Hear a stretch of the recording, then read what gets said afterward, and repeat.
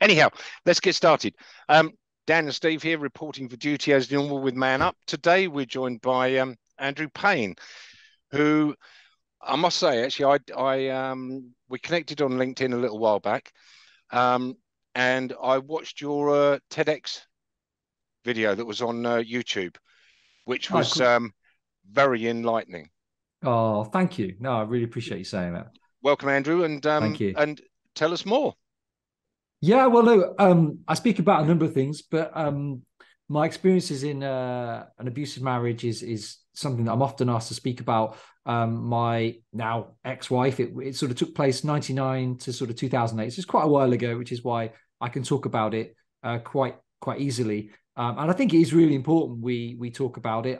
I know when I was stuck in it, a few things, I didn't really see it as abuse. If you're getting knocked about, on the one hand, you feel kind of ashamed, like a real man wouldn't let this happen. Or and some of the time as well, it's amazing how quickly you just normalize it. You think, well, probably this happens in loads of relationships and whatever. And so I think it is important we talk about domestic abuse. There is a stigma. We know that there's a huge amount of underreporting, particularly among males. And yet still a third of victims of domestic abuse are actually men, which a lot of people are surprised about. They think, well, I know that there will be more victims of domestic abuse will be women. That seems to make common sense. But a lot of people don't realize quite what a significant proportion men make up a third, which is sizable. Yeah, that's a sizable proportion of the general population, isn't it? I mean, that's really quite scary, and I agree. I mean, and you highlight it actually in your talk, the fact that that number of people are, and actually you make reference to the news article that came out that had a picture of 6 women on there, and you blurred their faces out for obvious reasons, but the fact that there wasn't a man portrayed on there in any way, shape, or form. So it just kind of shows you that what the public what the public thinking is, I suppose. Yeah, and in that reflection in my TED talk was the number of people killed as a result of domestic homicide. In which case, generally you're talking about sorry, 70... is that in the UK? Sorry, is that in... Yeah, sorry, in the UK, and it's generally 70 to 80 women and about 12 men. But the news article just was highlighting this issue of people being killed as a result of domestic abuse, and there were just photos of women. And for reasons of balance, there should have been a photo of a man because it does happen. We often hear the language that, and this is a common phrase I hear, it drives me around the bend. It's the overwhelming majority of victims of domestic abuse are women. And that just isn't true. That's misleading. The greater proportion, for sure, with the data that's available, we know that the greater proportion of victims of domestic abuse are, in fact, women, but not the overwhelming majority. And, since doing the TEDx talk, I have lost count of the amount of women that have messaged me privately saying it happened to my brother, my son, my uncle, my partner. It left him in a really bad way. He didn't report it at the time. So if men were to talk about it more freely, if we could create this environment where that's possible, who knows what the data would look like. But I think there is just this general attitude in society. I mean, if you think about the fact that 60% of violence is suffered by men and boys as victims of violence, and yet we have an official government strategy for tackling violence against women and girls, which we should have, of course, but there's no official strategy for men and boys. That is madness. Any strategy to tackle violence against men and boys is sort of part of an additional bit within the women and girls strategy, which is, and even the outgoing victim commissioner, whose name now escapes me, which really shouldn't, was, part of what she was saying as she left her post was there really should be a separate specific strategy to tackle violence against men and boys.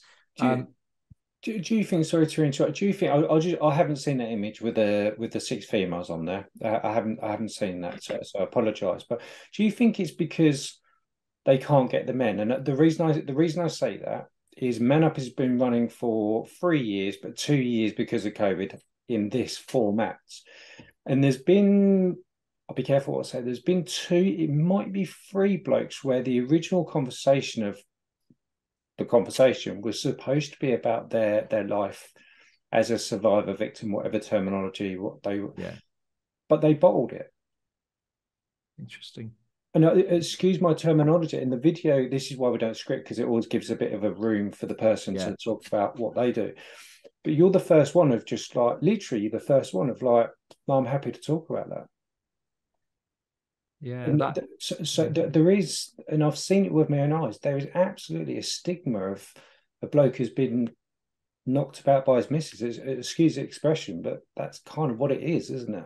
Yeah, I mean, it's so sad. I did an event a few weeks ago for it was a group of Asian community, and this guy came up to me afterwards, and his wife had tried to kill him, but within his community, because she was a nice girl from India, that it was been an arranged marriage, no one would believe him. When he was trying to describe what happened, you know, his own family initially, he's on good terms with his family now, but initially they virtually disowned him for sort of coming out with these awful allegations. And I think that's the other thing that you'll often hear. The prevailing narrative is, oh yeah, well, if a third of victims of domestic abuse are men, probably a lot of the perpetrators are male. It's from within the LGBT community, and probably, if you know, there's an awful lot of females that do perpetrate violence, but they're provoked. It's self-defense, and we need to get rid of you know, we need to tackle, not get rid of it. You know, it's a free country, but we need to tackle some of this narrative with truth, and certainly some of the research that Mankind Initiative have done. One of the things I love about Mankind Initiative is they're really pedantic about the stats, about getting it right, and reporting what there is, and not just kind of trying to beef it up. But some stuff they did in Scotland, where of all the male victims of domestic abuse in Scotland, and we would assume therefore that the same patterns would be prevalent in England, is that 90% of males reporting domestic abuse, the perpetrators are actually women. That we shouldn't just assume that actually most of that is just coming from the LGBT community. That's berserk, isn't it? So can I just ask one thing? And excuse my arrogance, it's just if I've got a question, ask what you want. Yeah, no, do it. Do you think it's because we stereotype, probably wrong terminology? Is it because we presume that knocking somebody around, again, excuse the wording, if we presume that is up to a point beating the absolute crap out of them? Actually, abuse can be pinching, biting. I don't know, making up just so. Well, and mental. No, exactly that, and completely mental. I mean, it you know, it's just words can be so harmful. Yeah, you're both absolutely spot on. And if I may just share again a true story, an old friend of mine, I hadn't seen him for years. He happened to see my TEDx. He's one of these Facebook friends where, like, we were friends, we haven't spoken for years, but we're Facebook friends.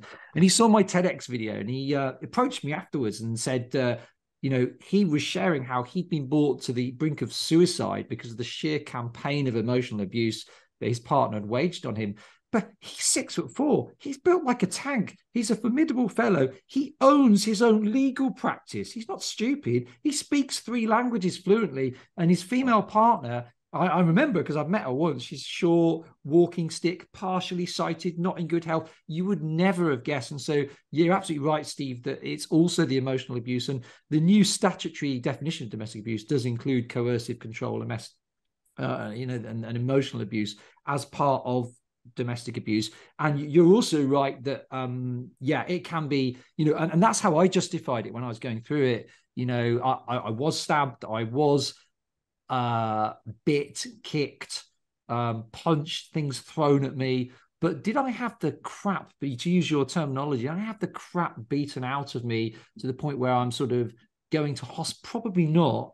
And so you kind of think, well, you know, it was, you know, and the other thing and I think this is common for women and men, when you're caught in abuse, you think it's your fault. You're like, well, if I wasn't such an idiot, I wouldn't have provoked my wife in this way. So I was constantly going to counseling, not because I was a victim of domestic abuse. I was going to counseling throughout our marriage so I could be the better man, because I was obviously a mess and it was all my fault. And it was me making her do this.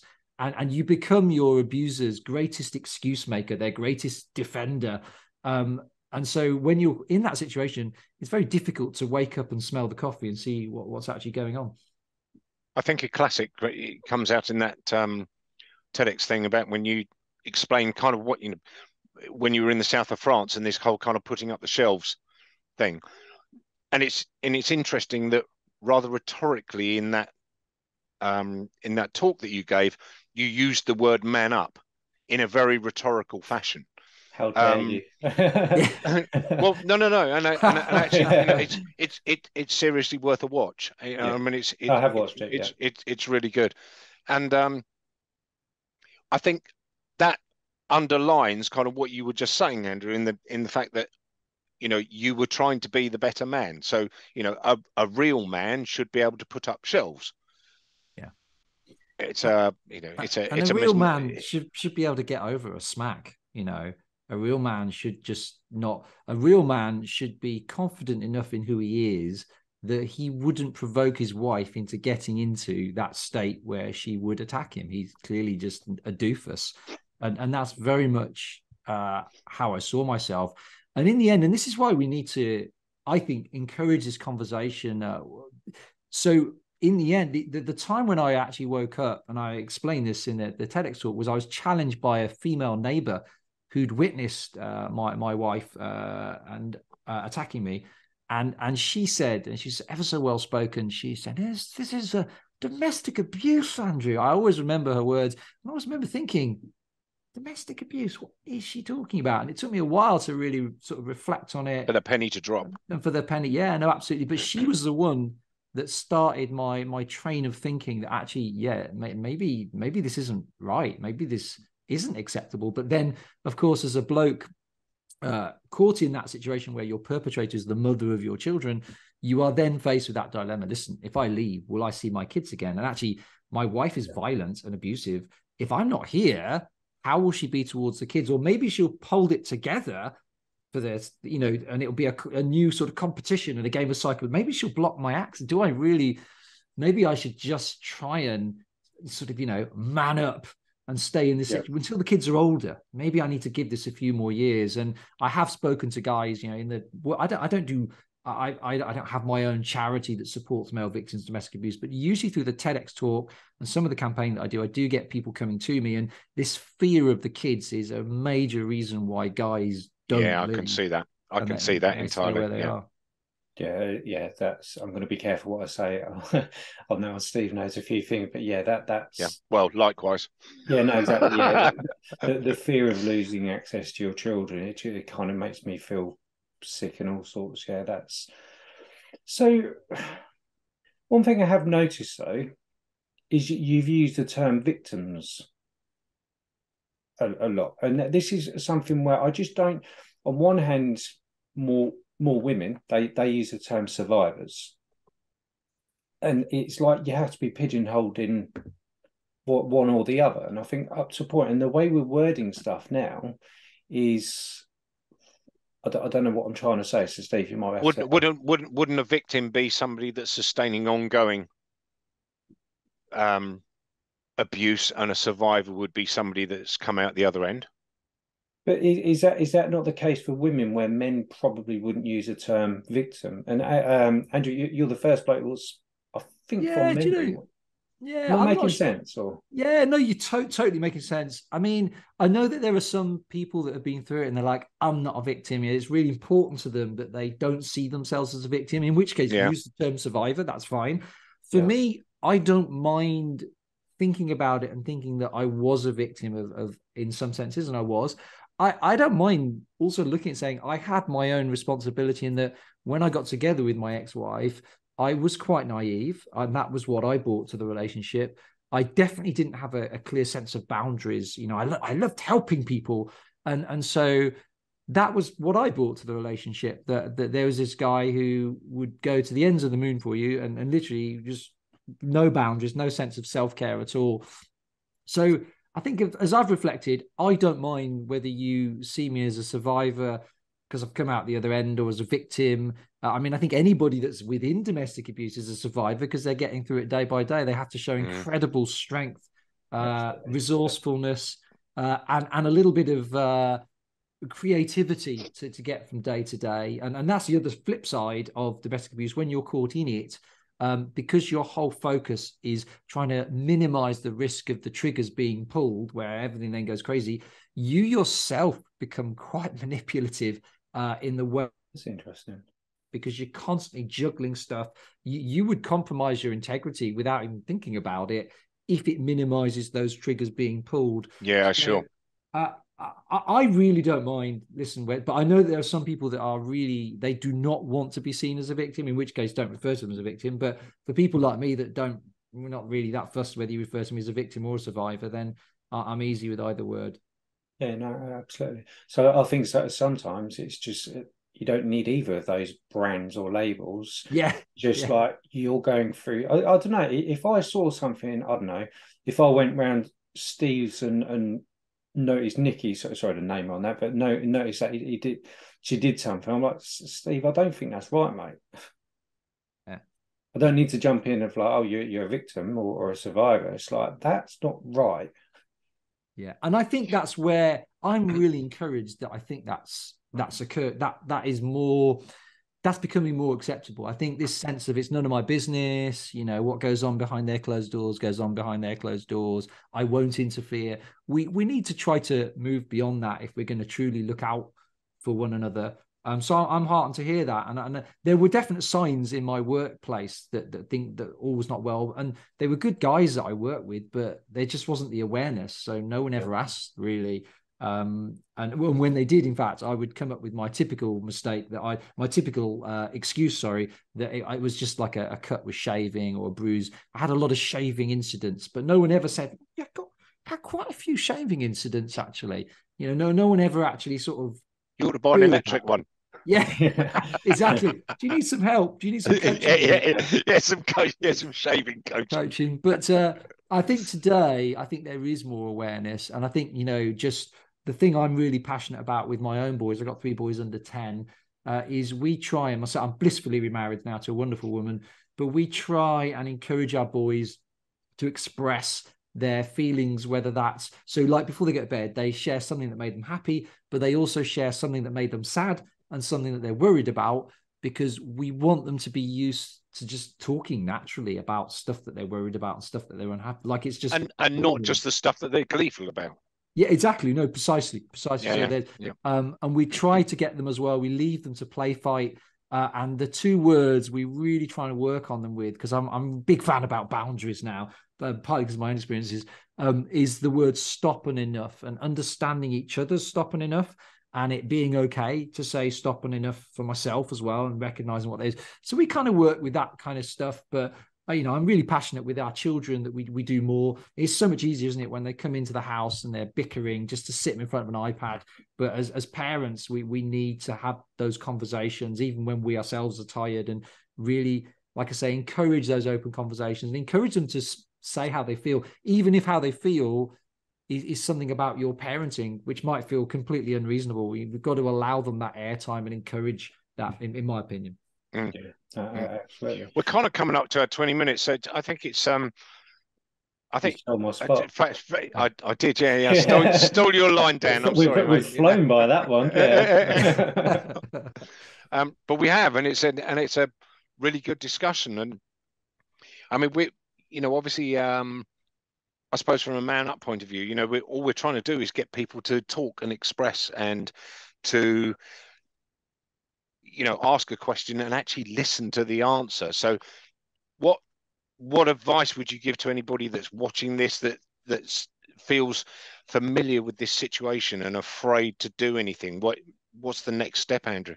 Do you know what, just on there, just very out, do you know what, this is one of those videos where sadly there will be men watching thinking, oh shit, this is me.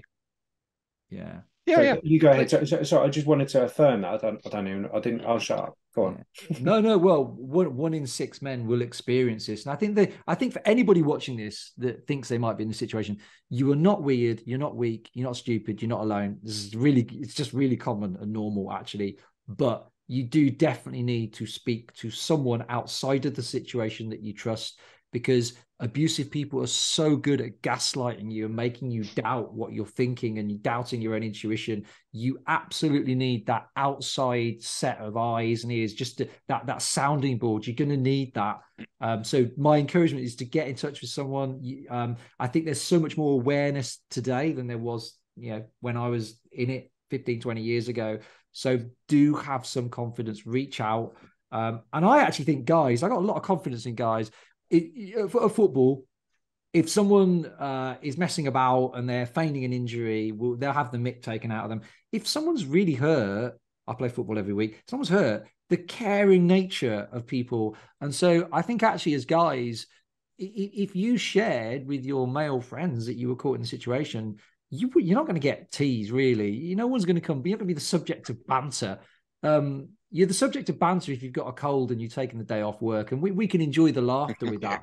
But I would encourage you to speak, because there's so much more awareness now, and guys, we're more supportive than people give us credit for, in my opinion. Yeah, absolutely. And if you're on the outside and you're going to see friends and you see something like this kind of maybe happening in not your environment but in somebody else's relationship, is that time then to just pull that person aside, male or female, and just say, I wouldn't do it. Really, is everything okay? Yeah. Or I wouldn't. I would be reserved about doing it in public unless it was getting really serious. Yeah, no, I don't mean in public. Because of the embarrassment factor, and they will naturally defend their partner. Of course, and if you pull them to one side, they'll also naturally defend their partner. But I think yes, if you see it in someone, you should try and find that time and just speak to them quietly after saying that I just don't think that's right. And if they're sort of not responding to that so well, that's okay. You've still done the right thing in flagging it up, because it might be 6 months later that they remember what you said and thought, actually, Steve was right. I need to do something about this. I ignored him 6 months ago, but that's because what he said just didn't sit well with me. It was uncomfortable. Yeah. Or the approach. Yeah. Well, the approach was incorrect. Well, you're a prime example, aren't you, Andrew? Because your neighbour said to you and you ignored it. I ignored it. I wasn't off with her. I was like, oh, is it? And it didn't affect our relationship, but I didn't do anything about it for a while. Yeah. No, cool. That was a good call. Yeah. I think we'll post the link to this TedX thing in here as well. Let me hit the record button 1 second. Okay.